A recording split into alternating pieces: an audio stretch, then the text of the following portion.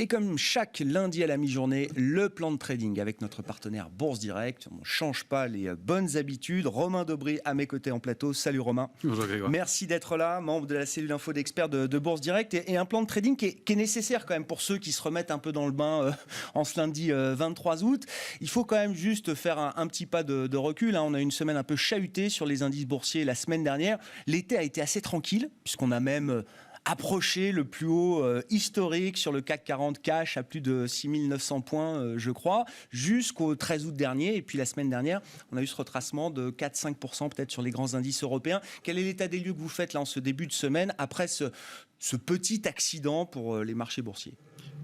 Oui, un retracement pour l'instant technique qui s'est joué au cours d'une semaine technique. C'était l'échéance des marchés dérivés qui avait lieu la semaine dernière, vendredi, et dès vendredi, on avait vu des brèches dans la hausse, et puis lundi, des mouvements techniques qui se sont mis en place avant tout, avec des éléments assez brutaux quand même, une baisse de 3,91% sur l'indice parisien, qui en avait pris 4 depuis le mois d'août, donc qui revient à peu près au départ, à la case départ, au-dessus des 6650 points. C'était un niveau important, on avait construit une impulsion assez forte, avec de l'intérêt, du volume qui s'était construit, et puis en fin de mouvement, beaucoup de complaisance des opérateurs qui ne se couvraient plus du tout, une volatilité qui s'était descendue sur août à 9 et qui avait un peu raison de laisser filer aussi à un moment probablement, et puis une volatilité sur septembre qui était descendue à 12. On rappelle qu'elle était plutôt à 14, 15, 16 précédemment, donc on pressentait qu'il y avait un petit risque. Le rappel à l'ordre a été efficace, les portefeuilles sont à nouveau couverts sur l'échéance de septembre. Mais c'est ça, les investisseurs, des positions dérivées, optionnelles notamment que vous observez, Romain, vous dites oui, la correction de la semaine dernière, les investisseurs en ont tiré les enseignements. Oui, ils ont mis un peu de temps, mais dans le courant de la semaine, ils ont commencé à protéger à nouveau les portefeuilles. On a un niveau de couverture qui remonte sur les niveaux actuels. Moi, j'observe toujours la couverture autour des niveaux actuels. On sait qu'autour de 6006, il y a un ratio put-call qui est supérieur à 1,20, donc qui indique que les opérateurs sont protégés. C'est le cas donc jusqu'à 6006. En dessous, jusqu'à 6004, il n'y a plus grand-chose. À 6004, il y a à nouveau un peu de put. Et sous 6004, pas beaucoup non plus. Donc, on n'a pas les opérateurs qui sont très inquiets, mais qui ont fait remonter la volatilité à 15 ce matin à peu près, 18,5 sur le VIX, avec des pics de volatilité à 22, 23 sur le VIX. Donc, un petit coup de stress qui a été quand même assez marqué. Et puis, avec une journée de baisse importante, jeudi, avec 5,4 milliards de volume. Donc, lourd par rapport à des volumes qui étaient inférieurs à 3 milliards. En plein cœur de l'été, en plein cœur du mois d'août. L'événement qu'on surveille, parce qu'il y a vraiment un événement marquant, c'est que le secteur du luxe qui a plongé, on regardera plus en détail, mais avec des baisses importantes marquées sur des valeurs comme Kering notamment, sur LVMH aussi quand même, et avec des volumes très importants aussi. Kering a quand même perdu près de 20% par rapport à ses points hauts en 4 séances. C'est lourd, c'est quand même un signal fort sur des valeurs qui sont normalement conservées, qu'on ne veut pas vendre, sur lesquelles il y avait beaucoup d'avance.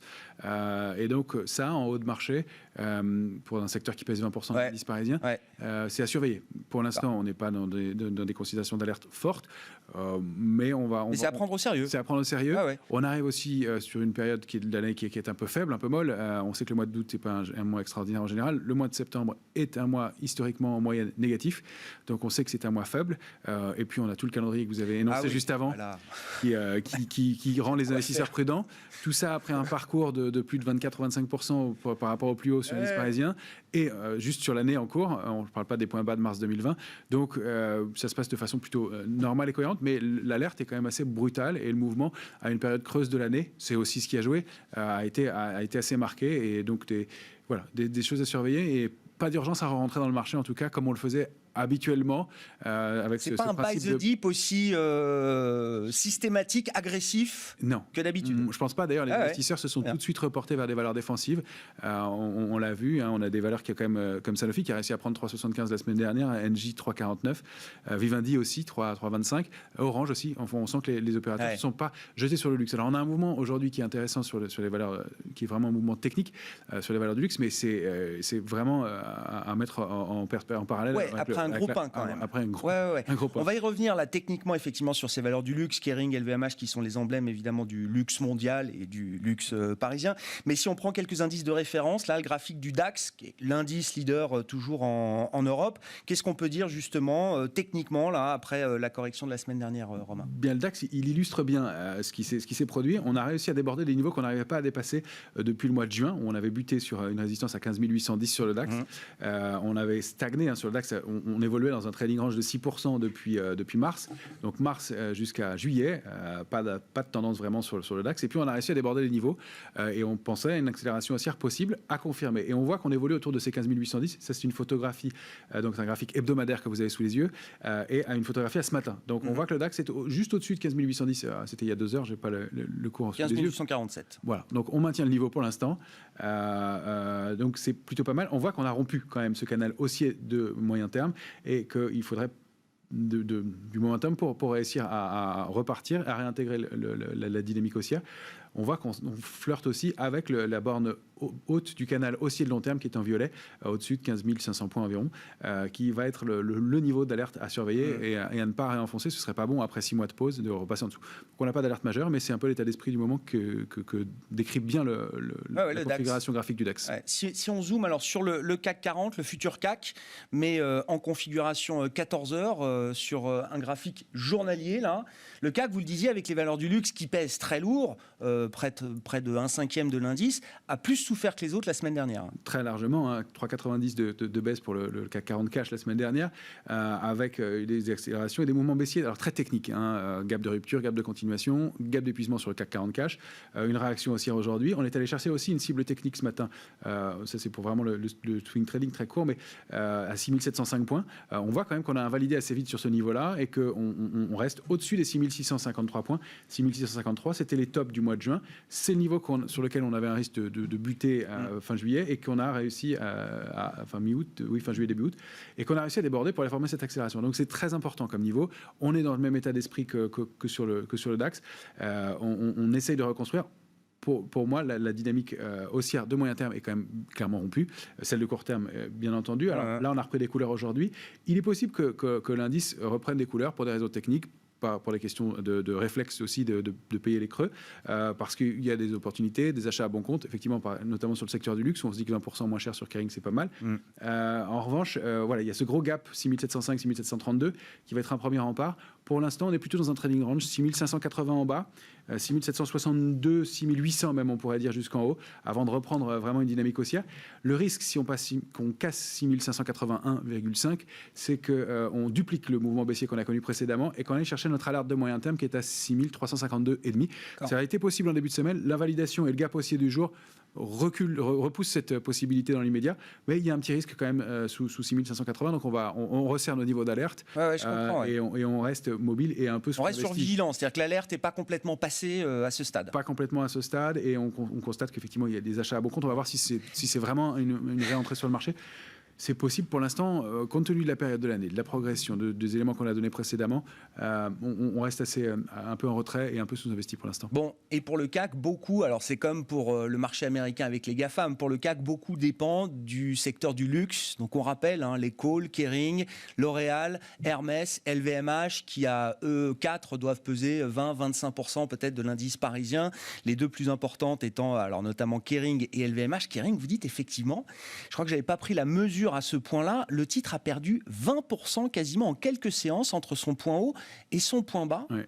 C'est 1/5 de la capi de Kering qui est parti en fumée la semaine dernière en quelques heures, en quelques jours. On n'aurait pas été la semaine du 15 août, c'était le gros titre de tous les médias économiques et financiers la semaine dernière. Ouais, effectivement, ça aurait été un vrai coup d'arrêt et une vraie inquiétude, surtout avec des volumes très puissants, des volumes qui étaient 10 fois supérieurs à la moyenne pour la journée du jeudi. Donc un mouvement qui était important. Là, on a LVMH à l'écran. On peut commencer par LVMH. Ouais. LVMH, on voit qu'il y avait une dynamique haussière, un canal haussier très propre. Je vous ai remis le call Pfizer, le mois de novembre dernier, où on a réussi à déborder un top à 431 et aller former une accélération importante pour aller chercher jusqu'à 697. Donc, un mouvement très puissant. 160% de hausse sur LVMH depuis les points bas de mars 2020. Une soixantaine de pourcents, je crois, depuis le call Pfizer. Donc, qu'une pause se mette en place, c'est légitime. On voit cette structure en épaule, tête-épaule, qui est un peu déformée, mais qui, compte tenu de la réaction du marché, est bien une épaule tête-épaule, avec un mouvement de baisse qui pourrait se prolonger un peu encore. On le voit jusqu'à 567, donc de doubler quasiment le score encore à peu près à la clôture de vendredi soir, 7 à 8% de baisse possible sur les valeurs du luxe. Donc pas d'urgence à rentrer dessus. Alors le mouvement pourra s'invalider si on dépasse les niveaux actuels, donc la ligne de coup de la figure, et qu'on vient se réinstaller bien au-dessus de 590. on pourrait 690. 590, 600. Oui, c'est ça, de cette zone-là, de la ligne de coup, d'invalider le mouvement de baisse, compte tenu de la structure, du moment, encore une fois, et des volumes et de la propreté de la figure, oui, on a plus de chances de confirmer. Donc, méfiance dans ce rebond. On reste encore une fois en retrait. Même si on reprend 3 ou 4% dans les jours qui viennent, on constate que les volumes ont été très lourds. Ce qu'on constate aussi dans la journée de vendredi, dans le rebond, c'est que Kering a remonté très légèrement dans des volumes forts. Ça veut dire quoi? Ça veut dire qu'elle avait toujours de la pression baissière. C'est-à-dire qu'on a rebondi, mais très peu, et avec toujours le poids de vendeurs qui continue à s'alléger. Donc pour moi, j'y vois quand même que Kering perd. Enfin, LVMH c'était 13,48 par rapport à ces points hauts. Que ces valeurs-là, qui sont des boosters, qui sont dans certaines sociétés interdites d'être vendues. Bien sûr. Exactement. Certaines gestions interdisent de les vendre. Qu'elles baissent autant dans telle proportion, avec autant d'avance. En général, ce sont les valeurs faibles qui baissent en premier, et pas les valeurs fortes. Alors il y a cette annonce de la Chine, bien entendu, mais il se peut que quelque chose d'autre se joue ici, on va être vigilant. En tout cas, on se précipite. D'autant que d'autres indicateurs de marché continuaient d'être plutôt favorables à ces valeurs-là, ne serait-ce que le niveau des taux d'intérêt, des taux longs qui restent extrêmement faibles et qui profitent à ces valeurs à duration longue, ou encore l'euro-dollar aussi. Il faut peut-être dire un mot de l'euro-dollar, Romain. L'euro-dollar qui, on était monté quasiment jusqu'à 1,25, je crois, peut-être de mémoire au cours du mois de juillet, et puis ça y est, le dollar a repris de la vigueur, le dollar aura été le grand gagnant de l'été sur le front des devises. Complètement, et contre toute attente, contre l'énorme call haussier qui s'était mis en place il y a un an de ça, en août dernier, et qui s'est invalidé progressivement tout au long de l'année, avec cette structure de retournement qu'on surveille depuis quelques temps. On l'avait évoqué dans les derniers plans de trading, parce qu'on imaginait qu'elle pouvait se mettre en place, même si c'était à contre-tendance de fond. Mais là, on a rompu un 17,58. On voit cette ligne de coup à nouveau, et cette grande tête-épaule qui pourrait emmener l'indice jusqu'à cette zone 1,11,04, 1,12,25, et qui devrait être effectivement, ce mouvement de baisse devrait être favorable au secteur du luxe, et favorable aux exportatrices, et ce qui est effectivement contre-intuitif aussi. Donc on a un mouvement qui s'est mis en place doucement, qui s'est mis en place avec une accélération. Le test de la ligne de coup est propre, et le mouvement de la semaine dernière confirme cette rupture de ce niveau important, avec en plus un peu d'augmentation de la pression baissière, puisque la position d'aide spéculative sur l'euro a augmenté un peu, elle remonte un peu pour la première fois depuis juin. Donc on a un mouvement assez net de baisse sur l'euro-dollar. Un mot rapide pour finir du Nasdaq 100 que vous regardez précisément. Romain, vous disiez effectivement Wall Street a un peu moins souffert la semaine dernière que les indices européens. Voilà, on a toujours ce réflexe de payer le creux. Ceci dit, on a cette grosse borne de 15 158 sur laquelle le Nasdaq bute. En haut de son canal haussier de moyen terme, c'est un canal qu'il respecte très bien depuis maintenant plusieurs semaines, plusieurs mois.